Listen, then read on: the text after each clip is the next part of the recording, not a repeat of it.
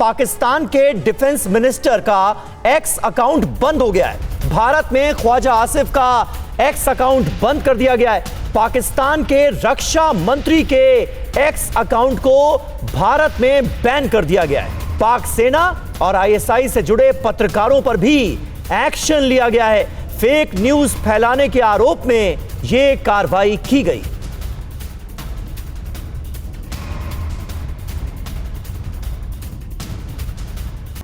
और वहीं पहलगाम हमले को लेकर इस वक्त की बड़ी खबर है। जिपलाइन ऑपरेटर से पूछताछ करेगी एनआईए। नए वीडियो में दिखा था जिपलाइन ऑपरेटर, पर्यटक ऋषि भट्ट के साथ दिखा था ऑपरेटर। जिप कराने से पहले ऑपरेटर ने बोला था अल्लाहू अकबर। ये देखिए, ये उसी दौरान का वीडियो आपको दिखा रहे हैं। ये गुजरात के पर्यटक हैं जिन्होंने अपना सेल्फी वीडियो रिकॉर्ड किया था और उस दौरान पहलगाम में जो आतंकी हमला हुआ उसकी पूरी तस्वीरें इस वीडियो में कैद हुई हैं।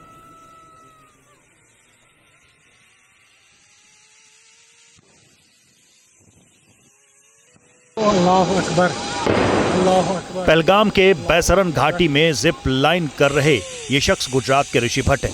वीडियो में दिख रहा है कि जिस समय वो जिप लाइनिंग कर रहे हैं नीचे गोलियां बरस रही हैं। देखिए, जैसे ही ऋषि भट्ट जिप लाइन शुरू करने वाले होते हैं, जिप लाइन करा रहा ये शख्स क्या बोलता नजर आ रहा है। अल्लाहू अकबर। वही जिप लाइन शुरू होते ही 3 सेकंड के बाद गोली की आवाज सुनाई देती है। ऋषि भट्ट को इस बात का अंदाजा नहीं था कि नीचे क्या हो रहा है। हालांकि ऋषि भट्ट की जान बच गई। फिलहाल एनआईए उस जिप लाइन ऑपरेटर को हिरासत में ले चुकी है। ऋषि ने बताया कि जिप लाइन में उनकी पत्नी पहले गई, उसके बाद उनका बेटा और तीसरी बार वो गए। उन्होंने बताया कि जब घर आने के बाद उन्होंने वीडियो देखा तो हैरान हो गए। उन्होंने ध्यान दिया कि पहलगाम में जिप लाइन ऑपरेटर ने उन्हें छोड़ने के बाद 3 बार सिर हिलाकर अल्लाहू अकबर बोला। अल्लाहू अकबर, अल्लाहू अकबर, अल्लाहू अकबर। और पहलगाम हमले की तफ्तीश से एक बार फिर पाकिस्तान बेनकाब हुआ है। सूत्रों से खबर है कि पाकिस्तान का आतंकी हाशिम मूसा हमले का मास्टरमाइंड है। देखिए पूरी खबर क्या है। हिंदुस्तान के खिलाफ जैश, लश्कर और आईएसआई की तिकड़ी ने बेहद ही खौफनाक प्लान तैयार किया था। हर बार की तरह इस बार भी पाकिस्तान बेनकाब हो गया है। बड़ा खुलासा हुआ है कि पाकिस्तान के आतंकी हाशिम मूसा ने हमलों की प्लानिंग की थी। सूत्रों के मुताबिक हाशिम मूसा लश्कर तैयबा का आतंकवादी है और बड़ी बात यह है कि हाशिम मूसा पाकिस्तानी आर्मी में रह चुका है। यह आतंकी पाकिस्तान के स्पेशल सर्विस ग्रुप में पैरा कमांडो की नौकरी कर चुका है। मूसा का पाकिस्तान की बदनाम और कुख्यात खुफिया एजेंसी आईएसआई से सीधा कनेक्शन है। बड़ी बात यह है कि मूसा पाकिस्तान की सेना के सर्विस ग्रुप में पैरा कमांडो रह चुका है।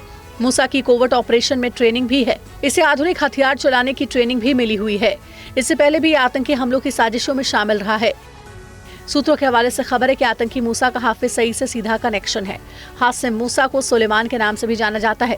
आतंकी सीधे हाफिज सईद से ऑर्डर लेता है। आतंकी मूसा को पाकिस्तान की सेना और आईएसआई से पूरी मदद मिलती रही है। अक्टूबर 2024 में हुए आतंकी हमले में भी मूसा का हाथ था। पाकिस्तान ने एक बार फिर सीज फायर का उल्लंघन किया है। लगातार 5वें दिन पाकिस्तान की ओर से युद्ध विराम तोड़ा गया। रिपोर्ट देखिए। भारत के एक्शन के डर से पाकिस्तान लगातार सीज फायर का उल्लंघन कर रहा है। लगातार 5वें दिन पाकिस्तान की ओर से एलओसी पर भारत की ओर से बिना उकसावे की फायरिंग की गई। जानकारी के मुताबिक पाकिस्तान लगातार युद्ध विराम तोड़ रहा है। देर रात एलओसी पर पाकिस्तानी सेना की चौकियों से अखनूर में फायरिंग की गई। 27 से 28 अप्रैल की रात को कुपवाड़ा और पुंछ में गोलीबारी की गई। इससे पहले 26 से 27 अप्रैल की रात को रामपुर सेक्टर के इलाकों में नियंत्रण रेखा के पार गोलीबारी की गई थी। पाकिस्तान के राजौरी और बारामूला में भी सीज फायर तोड़ा गया।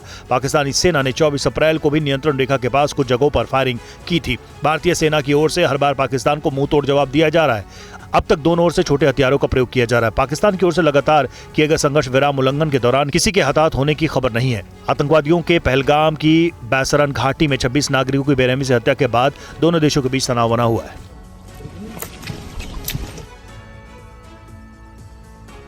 और इस बीच अखनूर सेक्टर में पाकिस्तान ने युद्ध विराम का उल्लंघन किया। मामले को लेकर टीवी 9 संवाददाता अंकित भट्ट की एक ग्राउंड रिपोर्ट आपको दिखाते हैं। पाकिस्तान की तरफ से 5वें दिन भी लाइन ऑफ कंट्रोल पर सीज फायर का उल्लंघन किया गया है। कल बीती रात पाकिस्तान की तरफ से अखनूर सेक्टर, कुपवाड़ा सेक्टर और साथ में बारामूला इलाके में लाइन ऑफ कंट्रोल पर सीज फायर का उल्लंघन किया गया है। भारतीय सेना ने पाकिस्तान को मुंह तोड़ जवाब दिया है। इस वक्त हम मौजूद हैं अखनूर सेक्टर में और आपको बता दें कि इस सेक्टर में भी पाकिस्तान की तरफ से सीज़ फायर का उल्लंघन किया गया है। भारतीय सेना ने पाकिस्तान को मुंह तोड़ जवाब दिया है।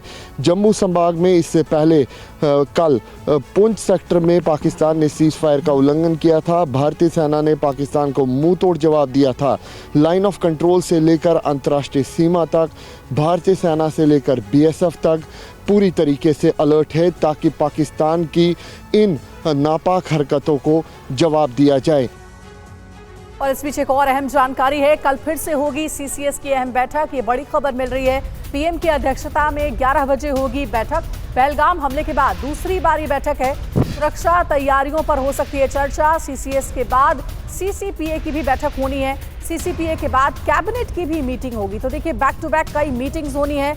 आतंकी हमले के बाद ये बैठक हो रही है और सीसीएस की बैठक दूसरी बार होने जा रही है। और भारत की सैन्य ताकत देखकर अब पाकिस्तानी फौज के पैर कांप रहे हैं। मुनीर की सेना घुटनों पर आ गई है। इस बीच पाकिस्तानी आर्मी ने फिजाए बद्र युद्धाभ्यास का प्रोपेगेंडा वीडियो भी जारी किया है। ये पाकिस्तान के फिजाए बद्र युद्धाभ्यास की तस्वीरें हैं।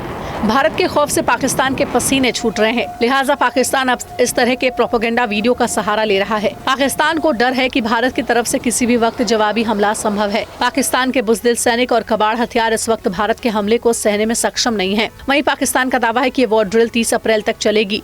फिजाए बद्र में पाकिस्तान के नॉर्दर्न एयर कमांड की आर्मी हिस्सा ले रही है। इस युद्धाभ्यास के लिए उनसे लाहौर से इस्लामाबाद के एयर रूट पर नोटैम जारी किया है। इधर जमीन स्तर पर भी पाकिस्तान युद्धाभ्यास में जुटा है, तोप और मिसाइल का परीक्षण कर रहा है। इस बीच खबर है कि पाकिस्तानी वायुसेना का सेंट्रल एयर कमांड दूसरी वॉर एक्सरसाइज करेगा। इस सेंट्रल एयर कमांड के अभ्यास का नाम दिया गया है ललकारे मोमिन। बताया जाता है कि इस युद्धाभ्यास में पाकिस्तानी वायुसेना के अभ्यास में JF-17 जेट और F-16 जैसे जेट को शामिल करेंगे। खबर है कि पाकिस्तानी वायुसेना की इलेक्ट्रॉनिक वॉरफेयर की भी तैयारी चल रही है। और भारत के संभावित हमले के भय से पाकिस्तान के बड़बोले नेताओं की अब हेकड़ी निकल रही है। अब पूर्व मंत्री फवाद चौधरी ने भारत के हमले को लेकर डर जताया है। देखिए रिपोर्ट। जिस परमाणु बम के दम पर पाकिस्तान और उसके बड़बोले नेता हिंदुस्तान को एटमी जंग की गीदड़ भभकियां देते थे, जिस न्यूक्लियर बम पर पाकिस्तानी फौज और पाकिस्तानी मीडिया को गुमान था, अब वही पाकिस्तान के बड़बोले नेता और पाकिस्तान की बुज़दिल फौज थर-थर कांप रही है। जंग सामने देखकर पाकिस्तान के नेताओं की हालत खराब है। अब पाकिस्तान के पूर्व मंत्री फवाद चौधरी की बौखलाहट भी सामने आई है। फवाद चौधरी ने एक्स पोस्ट पर लिखा है कि भारत बड़े हमले के लिए तैयार है, ऐसे में पाकिस्तान भी तैयार रहे। भारत का हमला किसी भी वक्त संभव है। फवाद ने यह भी लिखा कि हमला कितना बड़ा होगा ये कहना मुश्किल है। पहलगाम हमले के बाद भारत की कार्रवाई से डरे फवाद चौधरी ने बीते दिनों भी बेबसी दिखाई थी। उन्होंने कहा कि पाकिस्तान राजनीतिक रूप से विभाजित है, लेकिन हम एक राष्ट्र के रूप में एकजुट हैं। अगर भारत ने हमला किया तो सभी दल मुल्क की रक्षा के लिए पाकिस्तानी झंडे के नीचे एकजुट होंगे। मगर अब जंग का सीन फवाद चौधरी की आंखों के सामने कौंध रहा है। भारत की सैन्य ताकत देखकर फवाद चौधरी कह रहे हैं कि भारत आतंकी हमले का बदला जरूर लेगा। हमला कितना बड़ा होगा ये चिंता अब फवाद चौधरी को सता रही है।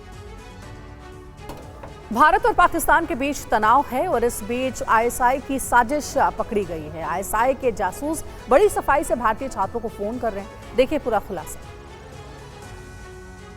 आतंकी मुल्क पाकिस्तान की भारत विरोधी हरकत जारी है। अब आईएसआई की एक और साजिश सामने आई। आईएसआई के जासूस भारतीय छात्रों से संपर्क करने की कोशिश कर रहे हैं। पहले उनकी फीस के बारे में पूछ रहे हैं और फिर आर्मी की मूवमेंट, टैंक, वाहनों की मूवमेंट और सैनिकों की गतिविधियों के बारे में जानकारी ले रहे हैं। पंजाब के एक छात्र ने आईएसआई के जासूस की कॉल भी रिकॉर्ड की है। अभी आप बठिंडा में ही है, इधर ही स्टेशन पे ही है? नहीं, बठिंडा स्टेशन के बाहर रहता हूँ मैं। अभी पापा रिटायर होने वाले तो बाहर चले गए हम लोग। अच्छा, इधर से क्वार्टर छोड़ दिया आपने? पहले तो आप लोग जो मेरे पास एड्रेस था इधर करण सिंह लाइन में रहते थे ना, एमईएस कॉलोनी में। हाँ, तो वो उधर से रिटायर होने वाले हैं ना, तो उन्होंने क्वार्टर अभी चेंज करवा दिया, तो हम लोग बाहर रहते हैं अभी। अच्छा, फिर यही दिक्कत था ना। इधर हमने इसी आपके ओल्ड एड्रेस पे लेटर भी मेंशन किया था, लेकिन वो रिटर्न में आ गया था। आपने फिर क्वार्टर आई थिंक चेंज कर लिया उधर से। हाँ जी।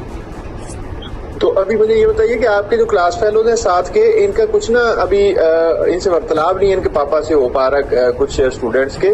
तो ये जो आर्मी के थे, ये आरटी ब्रिगेड वगैरह, ये इनके अभी अब बठिंडा कैंट से आउट कोई गई है? जो इनके लोग हैं सभी इसके लिए बॉर्डर वाली साइड पे निकल गए हैं?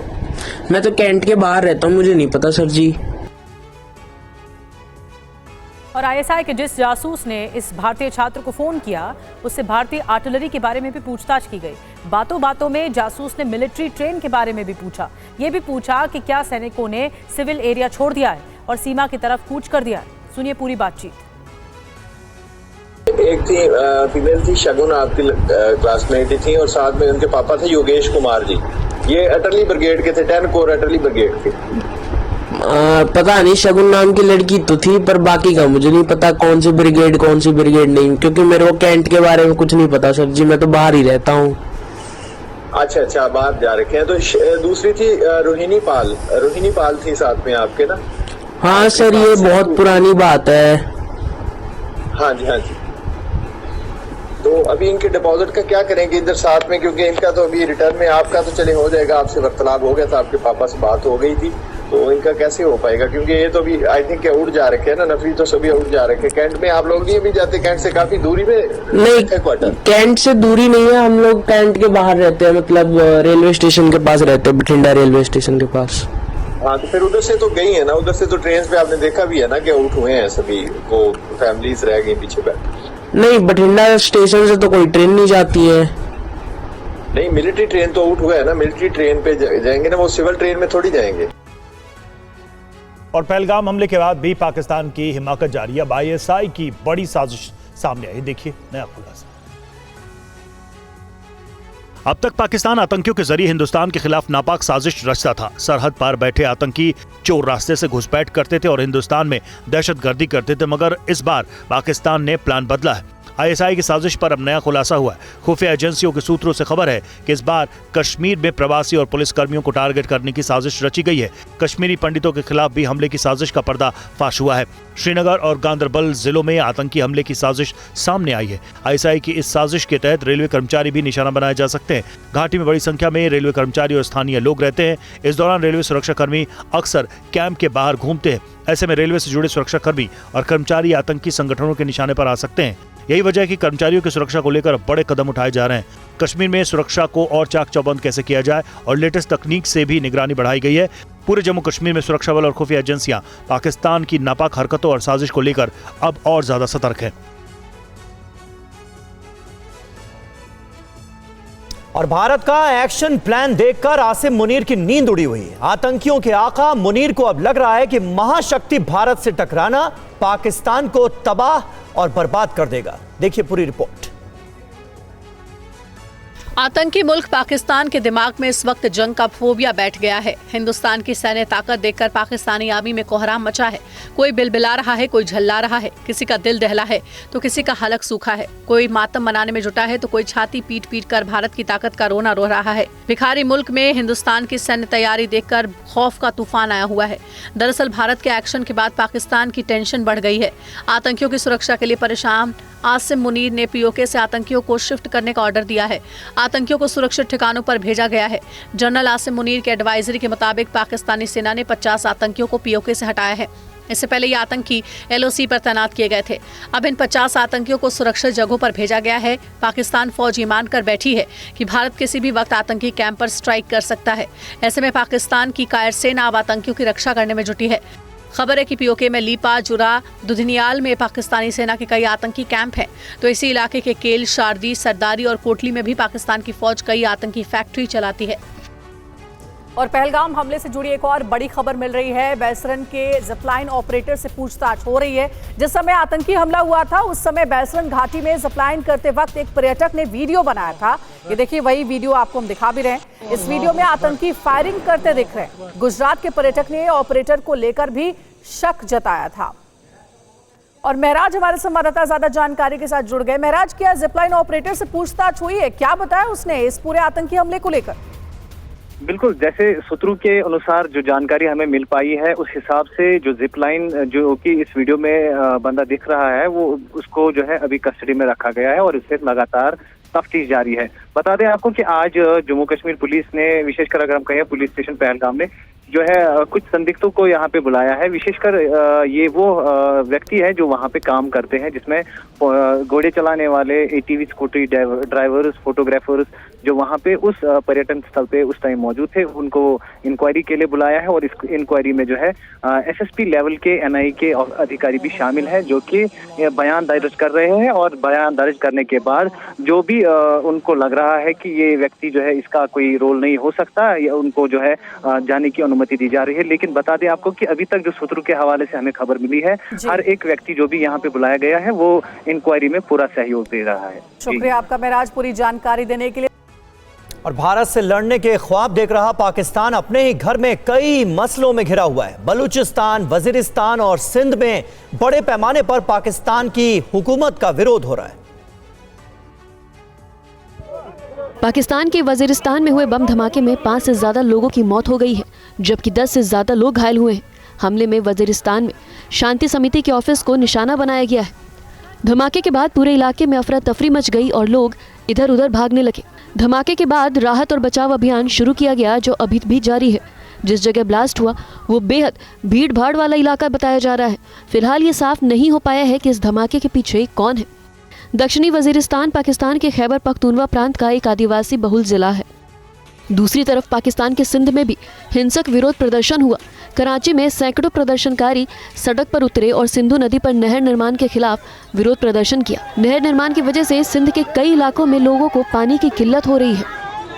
वजीरिस्तान और सिंध के अलावा बलूचिस्तान में भी एक के बाद एक कई हमलों का दावा किया गया है। इन हमलों की जिम्मेदारी बलूच लिबरेशन आर्मी ने ली है। जानकारी के मुताबिक बलूच लड़ाकों ने ग्वादर के पसनी में हमले करके एक आईएसआई अधिकारी को भी मार गिराया है।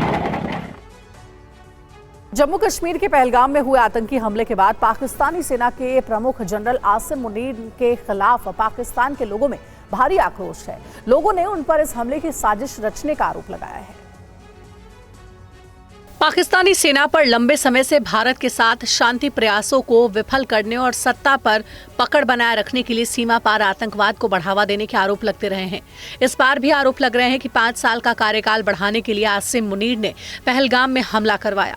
आरोप खुद पाकिस्तान की तरफ से लगाए जा रहे हैं। पाकिस्तान में यह भी कहा जा रहा है कि मुनीर को हटाओ, इमरान खान को रिहा करो और पाकिस्तान को बचाओ। जबकि कई सोशल मीडिया यूजर ने असीम मुनीर के इस्तीफे की मांग की है। उन्होंने लिखा है कि असीम मुनीर को तुरंत हटा दिया जाना चाहिए, वो अपने ही देश के लिए खतरनाक है।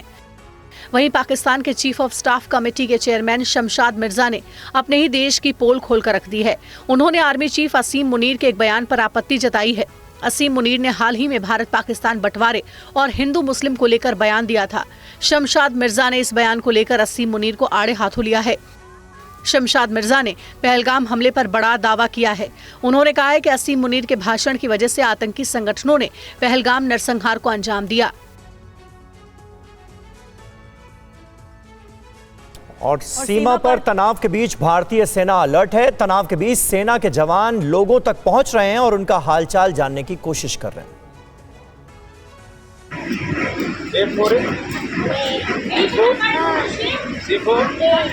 बच्चों के चेहरे पर मुस्कान बिखेरने की तस्वीर एलओसी से सटे हुए गुरेज की है, जहां सेना के जवान लोगों के बीच पहुंच रहे हैं, टॉफियां बांटी जा रही हैं, बच्चों के चेहरे पर मुस्कान लाई जा रही है। सेना गुरेज के लोगों से बातें कर रही है, उनका हालचाल पूछ रही है ताकि सेना के प्रति उनका विश्वास अटूट रहे, भरोसा पक्का रहे। सेना के जवानों ने बागटोर क्षेत्र के दागन गांव में खैरियत गश्त की, जिसमें निवासियों से बातचीत कर उनका हालचाल जाना और उन्हें निरंतर सहयोग का भरोसा दिलाया गया। आधिकारिक सूत्रों ने बताया है कि हमले के बाद एलओसी पर सेना को हाई अलर्ट पर रखा गया है और हर गतिविधि पर कड़ी नजर रखी जा रही है। घाटी में पर्यटकों की आवाजाही को भी अस्थायी तौर पर प्रतिबंधित कर दिया गया है। स्थानीय लोगों ने भारतीय सेना का आभार जताया है और कहा है कि चुनौतियों के बावजूद सेना हमेशा उनकी मदद के लिए तैयार रहती है। सीमा पर तनावपूर्ण स्थिति के बावजूद उनके बीच सेना की मौजूदगी उन्हें सुरक्षित होने का एहसास देती है। और कुपवाड़ा के उस गांव में भी आतंक के खिलाफ विरोध प्रदर्शन तेज हो गया है, जिस गांव से JKLF फाउंडर मकबूल भट्ट ताल्लुक रखते हैं। लोगों में आतंक के खिलाफ भारी आक्रोश है। देखिए ग्राउंड रिपोर्ट।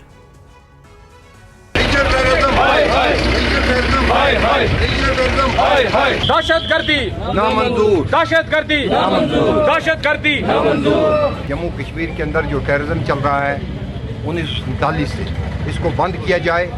अब हमारी नस्लें तबाह हो गई हैं, हमारी इकानमी तबाह हो गई है, हमको बेइज्जत कर दिया है पूरे मुल्क में, पूरी दुनिया में पाकिस्तान ने।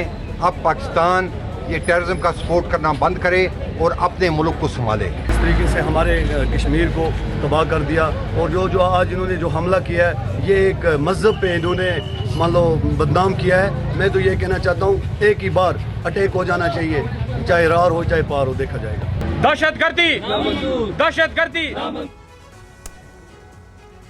और इस वक्त सीधे चलते हैं बीजेपी की प्रेस कॉन्फ्रेंस में। आइए सुनते हैं क्या कहना है बीजेपी का। उनका अधिकारी निकलता है, वो भारतीयों की तरफ नफरत की नजर से देखते हुए एक इशारा करता है। वो इशारा करता है ऐसे, सर तन से जुदा भारतीयों का करेंगे। ये दो कौड़ी की जिनकी हैसियत नहीं है। लेकिन यह सिग्नल कहां पकड़ा जाना था? यह सिग्नल पकड़ा जाना था कांग्रेस के हेडक्वार्टर में, राहुल गांधी के एंटेना में। पकड़ लिया।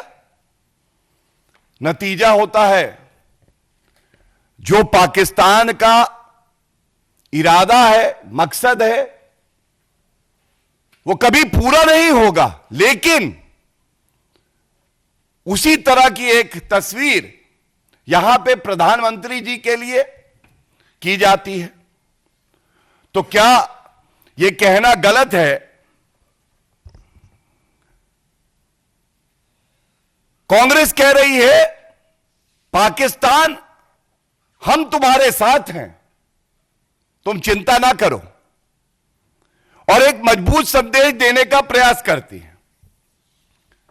और ये जो सर तन से जुदा की सोच है, जिससे आज कांग्रेस पार्टी अपना बना के प्रतिबिंबित कर रही है। देखिए, इसी तरह की सोच जो आतंकी संगठन है गजवा अल हिंद, ये एक सपना है।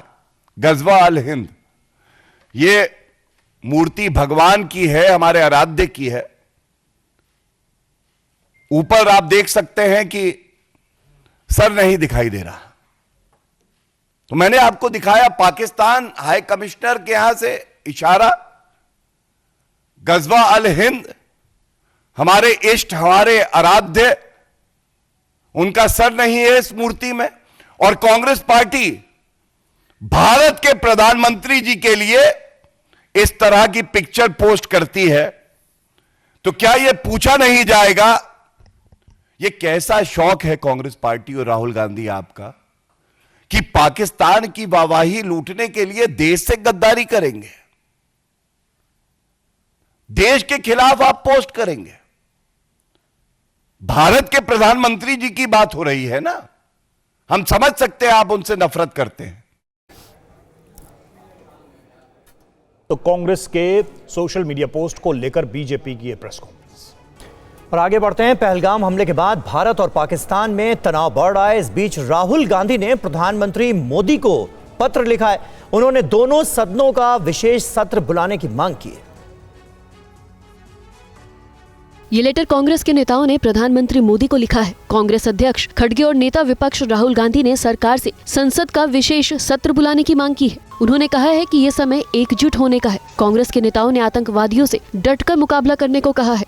राहुल गांधी ने पत्र में लिखा है कि हमें दिखाना होगा कि हम आतंक के खिलाफ एक साथ खड़े हैं। ऐसे में जल्द से जल्द संसद का सत्र बुलाया जाए।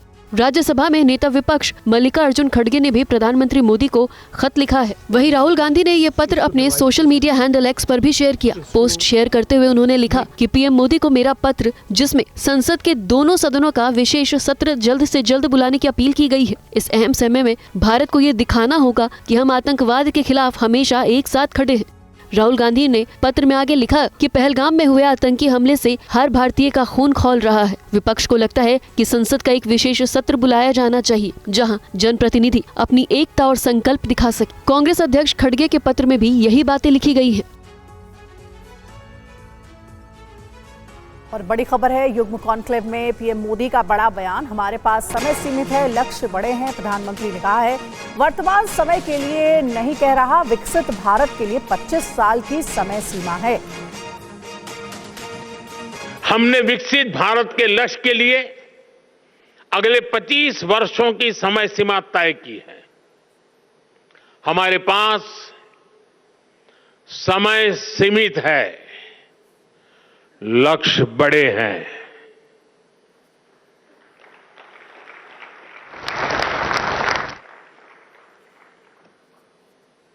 ये मैं वर्तमान स्थिति के लिए नहीं कह रहा हूं।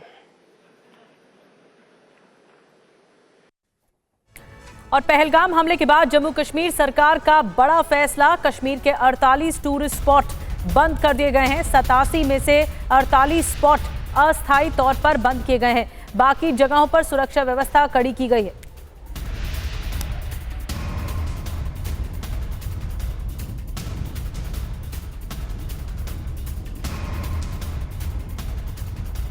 और पहलगाम आतंकी हमले की जांच तेज हो गई है। पुलिस ने घोड़े वालों को पूछताछ के लिए बुलाया है। करीब 100 से ज्यादा घोड़े वालों को बुलाया गया है।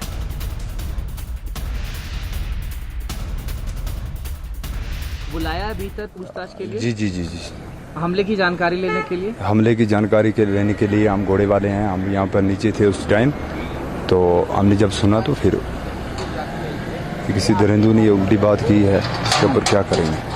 उस दिन आपने क्या सुना, क्या देखा? आप मौजूद थे? नहीं, मैं नहीं था उधर मौजूद। झूठ नहीं बोलूँगा, मैं नहीं था उधर मौजूद, मैं नीचे था। पर इसकी सजा कड़ी तो कड़ी होनी चाहिए उन दरिंदों को जिनने ये किया है। ठीक। क्यों हम भी रो रहे हैं कि ये क्या हुआ है। ऐसा मसला आज तक 30 साल के बाद ये हुआ है। आज तक ये मसला इसे कभी हुआ नहीं है, जिंदगी में पहली दफा ये हुआ है। तो घोड़े वालों को पूछताछ के लिए बुलाया गया है। इस घटना के बाद से लगातार इस पूरे मामले की जांच पड़ताल चल रही है। खुद एनआईए तमाम सबूत खंगाल रही है। फिलहाल जितने भी इस घटना के समय घोड़े वाले वहां मौजूद थे, उस पर पहलगाम के पर्यटक स्थल पे, उस मेडोव पे मौजूद थे, वहां से सभी लोगों को बुलाया गया है इस घटना से संबंधित पूछताछ के लिए। कई मामलों में कई लोगों पर शक भी जताया गया है। ऐसे में पूछताछ के जरिए नई जानकारी जुटाने की कोशिश कर रही हैं जांच एजेंसियां। और मेडिकल वीजा पर भारत में इलाज कराने आए पाकिस्तानियों के लौटने का आज आखिरी दिन है। अटारी बॉर्डर से सुबह से ही पाकिस्तान लौटने वालों की भीड़ यहां बॉर्डर पर नजर आ रही है। हमारे संवाददाता मोहित मल्होत्रा वहां पर मौजूद थे, उनकी एक रिपोर्ट देखिए। भारत सरकार के द्वारा पाकिस्तानी नागरिकों को वापस लौटने का जो अल्टीमेटम दिया गया है, उसका आज आखिरी दिन है। मेडिकल वीज़ा वाले जो पाकिस्तानी नागरिक भारत आए हुए थे, उनको वापस लौटना होगा। लेकिन अभी भी कई ऐसे लोग हैं जो कि शॉर्ट टर्म वीज़ा पर भारत में ही रुके हुए थे, या फिर जिनके जो लॉन्ग टर्म वीज़ा है वो एक्सपायर हो चुके हैं। उसके बाद ये जो परिवार है लगातार वापस लौट रहे हैं। आप देखिए, बीएसएफ के अफसरों के द्वारा लगातार जो पासपोर्ट हैं पाकिस्तान के, वो चेक किए जा रहे हैं। सिर्फ पाकिस्तानी नागरिकों को ही आगे भारतीय इमिग्रेशन काउंटर पर जाने की अनुमति दी गई है। ये तस्वीरें हम आपको अटारी बॉर्डर की दिखा रहे हैं। आप देखिए, बीएसएफ के जो यहाँ पर अधिकारी हैं वो लगातार पासपोर्ट चेक कर रहे हैं, और पासपोर्ट को वेरीफाई करने के बाद ही इन लोगों को आगे जाने की अनुमति दी जाती है। आप पीछे देखिए कितनी लंबी कतार लगी हुई है। अफरा तफरी का माहौल लगातार यहाँ पर अटारी बॉर्डर पर है। तमाम जो पाकिस्तानी नागरिक हैं वो जल्द से जल्द वापस लौटना चाहते हैं। सुबह से ही यहाँ पर कतारें लग गई थी, लोग अपने वाहनों में इंतजार कर रहे थे। अटारी बॉर्डर से पाकिस्तान लौटने वाले कुछ लोग गमगीन भी नजर आए हैं। उनका कहना है कि वो वापस तो नहीं जाना चाहते, लेकिन हालात बिगड़ने का डर है। रिपोर्ट देखिए। भारत सरकार के द्वारा पाकिस्तानी नागरिकों को जल्द से जल्द पाकिस्तान लौटने का निर्देश दिया गया है। 29 अप्रैल आखिरी दिन है, और आपको दिखाना चाहेंगे बड़ी संख्या में पाकिस्तानी नागरिक अपने पासपोर्ट लेकर इस वक्त अटारी बॉर्डर पर मौजूद है। कई जो परिवार हैं जो आपस में बिछड़ रहे हैं, उनकी आंखें नम हैं इस वक्त। आप देखिए, और अपने वतन जाना पड़ रहा है। नम आंखों से अपने रिश्तेदारों को विदाई दे रहे हैं, और काफ़ी गमगीन यहाँ पर माहौल है। कई ऐसे परिवार हैं जो सीधे तौर पे भारत पाकिस्तान में जुड़े हुए हैं, और उनके जो रिश्तेदार यहाँ आए हुए थे उनको जाना पड़ रहा है। कि ये कहाँ से आए थे पाकिस्तान से? कराची से। और कहाँ आए थे इंडिया में? नहीं, पुरानी दिल्ली। पुरानी दिल्ली। तो आपके रिश्तेदार हैं? हमारे रिश्तेदार। तो बड़े नम आँखें हैं इनकी, क्या ये जाना नहीं चाह रहे, उदास हैं काफ़ी? हाँ, थोड़ा जल्दबाजी में एकदम फैसला हुआ है ना ये, इसकी वजह से परेशानी है थोड़ी। तो मैडम, आपकी यात्रा पूरी होगी, जर्नी पूरी होगी, या बीच में ही जाना पड़ रहा है? बीच में ही जाना पड़ रहा है मुझे। बड़े उदास लग रहे हैं आप, नम आंखों से। आप जाना नहीं चाह रहे अभी? नहीं, जाना तो नहीं चाहते थे, लेकिन जिस तरीके से दोनों मुल्कों के हालात है, जाना पड़ रहा है। बेहतर फैसला यही है कि अभी वापस जाया जाए।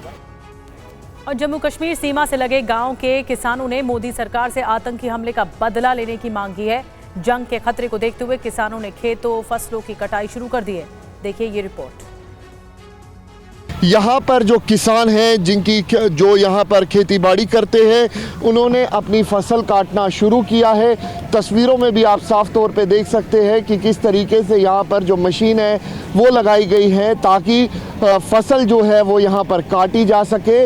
और अगर पाकिस्तान की तरफ से कभी भी सीज फायर का उल्लंघन किया जाता है तो किसानों को नुकसान ना हो, जिसके चलते किसानों की तरफ से अब यहाँ पर जो फसल है वो भी यहाँ पर काटी जा रही है।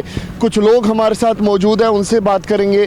पाकिस्तान की सेना पर हमला होना चाहिए, फिर जो इनके ठिकाने हैं, जो इनके जो बने हुए हैं उग्रवादियों के, उस हिस्से में भी इनकी तबाही होनी चाहिए। माहौल ख़राब होने के कारण जल्दी से जल्दी फसल जो जिम्मेदार अपने घरों में ले जा रहे हैं, मशीनें लगी हैं। पहले 1-2 मशीन आती हैं, अभी इधर 10 मशीनें लगाई हैं। जल्दी से जल्दी कटाई हो जाए। कई बार इधर फेरंग भी करते हैं, बहुत परेशान है हम लोग। ये उन्हें बॉर्डर पे हम कटाई कर रहे हैं। पाकिस्तान के ऊपर कड़ी कार्रवाई की जाए ताकि इसको ऐसा सबक सिखाया जाए कि दोबारा ऐसी काम करने की हो जरूरत ना करे। और गुजरात के अहमदाबाद के चंडोला में बांग्लादेशी घुसपैठियों की ओर से किए गए अवैध निर्माण पर प्रशासन ने बड़ा एक्शन लिया। देखिए रिपोर्ट। अहमदाबाद के चंडोला झील के पास इस इलाके को मिनी बांग्लादेश तक कहा जाता है। यहाँ बड़े पैमाने पर अवैध निर्माण किए गए थे, लेकिन आज इन अवैध निर्माण का आखिरी दिन था, क्योंकि अवैध निर्माण को हटाने के लिए 50 बुलडोजर और 36 डंपर की मदद ली गई। तस्वीरों में देख सकते हैं कि कैसे एक के बाद एक बुलडोजर की एंट्री हो रही है। सामने डंपरों की लाइन लगी है। वहीं कार्रवाई की अहमियत का अंदाजा इन तस्वीरों से भी लगाया जा सकता है। देखिए कितनी भारी संख्या में सुरक्षा बलों की तैनाती की गई है। इस दौरान कड़े सुरक्षा के बीच अवैध ढांचों को ध्वस्त किया गया। ऑपरेशन में police, crime branch, special operations group, cyber crime unit और स्पेशल रिजर्व पुलिस की टीमें संयुक्त रूप से तैनात रही हैं। अवैध ढांचों को हटाने के साथ साथ अब तक कुल 890 संदिग्ध व्यक्तियों को हिरासत में लिया गया है। इनमें से 143 लोगों की पहचान बांग्लादेशी नागरिकों के रूप में की गई है। हिरासत में लिए गए सभी व्यक्तियों के दस्तावेजों की गहन जांच की जा रही है। कई लोगों के पास से भारतीय आधार कार्ड भी बरामद हुए हैं, जिनकी सत्यता की जांच की जा रही है। और वहीं अहमदाबाद में कार्रवाई के दौरान पुलिस अधिकारियों को 2000 स्क्वायर गज में फैला एक भव्य फार्म हाउस मिला। फार्म हाउस को अवैध घोषित करते हुए तत्काल ध्वस्त कर दिया गया है। देखिए TV9 भारतवर्ष की एक ग्राउंड रिपोर्ट। अहमदाबाद के चंडोला तड़ाव एरिया में जहां सबसे ज़्यादा घुसपैठी बांग्लादेश रह रहे हैं, वहां पर आज सुबह से बड़ी तादाद में पुलिस बंदोबस्त के साथ कॉरपोरेशन ने जिस तरह से इनलीगल यहां पे कब्जा कर रखा था, वो सारी जगह को डिमोलेशन की कार्यवाही शुरू कर दी है। अब जहां भी देखोगे 50 से ज़्यादा JCB यहां पे ला के सुबह से ही कॉरपोरेशन की टीम पूरे पुलिस बंदोबस्त के साथ यहाँ पे लगी हुई है। और इनलीगली जितनी भी एक्टिविटी चल रही थी, जिस तरह से सभी बांग्लादेशी यहाँ पे रह रहे थे, जो घुसनखोरी करके आए थे, फर्जी डॉक्यूमेंट बना रहे थे, उन सब के जो मकान थे यहाँ पे उसको ऊपर बुलडोजर फेर दिया है। जिस तरह से ये चंडोला तड़ाव, यानी कि एक तड़ाव के यहाँ पे नाम से प्रख्यात है, यहाँ पे तड़ाव पानी भरा हुआ होता है, उसको पूरा जो बूर कर यहाँ पे बांग्लादेशियों ने घुसपैठ की थी और यहाँ पे इनलीगली डॉक्यूमेंट बना के रह रहे थे। लल्लू नाम का जो कुख्यात शख्स था, वो सभी बांग्लादेशियों को यहाँ पे जो भाड़े पे, किराए पे मकान दे रहा था, झोपड़ियाँ दे रहा था, उसके ऊपर भी क्राइम ब्रांच में FIR दर्ज की गई है। और अगली खबर का रुख करेंगे रिन्यूएबल एनर्जी को लेकर के। प्रधानमंत्री नरेंद्र मोदी सरकार की पहल का नतीजा है कि कुल ऊर्जा उत्पादन में सौर ऊर्जा का हिस्सा लगातार बढ़ रहा है। पोखरण में सरकार का नया solar power plant make in India का सशक्त उदाहरण भी है। देखिए रिपोर्ट। मोदी सरकार का जोर रिन्यूएबल एनर्जी स्रोतों से देश की ऊर्जा जरूरत को पूरा करने पर है। इसके लिए सरकार लगातार कोशिश कर रही है। इसके चलते भारत अपनी सौर ऊर्जा क्षमता को लगातार बढ़ा रहा है। पिछले दिनों देश के न्यूक्लियर टेस्ट सेंटर राजस्थान के पोखरण में नए सोलर प्लांट का उद्घाटन किया गया। राजस्थान के पोखरण में 1.3 गीगावाट क्षमता के सोलर पावर प्लांट का उद्घाटन किया गया। मेक इन इंडिया पहल के तहत प्लांट के 90% पुर्जे और पैनल राजस्थान में निर्मित हैं। पोखरण का सौर ऊर्जा प्लांट 3500 एकड़ में बनाया गया है। प्लांट से 5 लाख परिवारों को बिजली मिलेगी। प्लांट सीधे तौर पर 1500 लोगों को रोजगार देगा। राज्य डिस्कॉम को इस प्लांट से 2.18 रुपए प्रति यूनिट बिजली मिलेगी, जो काफी सस्ती है। 2025 में भारत ने 100 गीगावाट सौर ऊर्जा क्षमता बढ़ाई है। मार्च 2025 के अंत तक भारत में ऊर्जा की कुल क्षमता में रिन्यूएबल एनर्जी का हिस्सा 36.27% है। रिन्यूएबल क्षमता में 61.29% हिस्सा सौर ऊर्जा का है, जो पिछले साल के मुकाबले 29.13% ज्यादा है। 2030 तक भारत का लक्ष्य 500 गीगावाट का रिन्यूएबल एनर्जी लक्ष्य हासिल करने का है।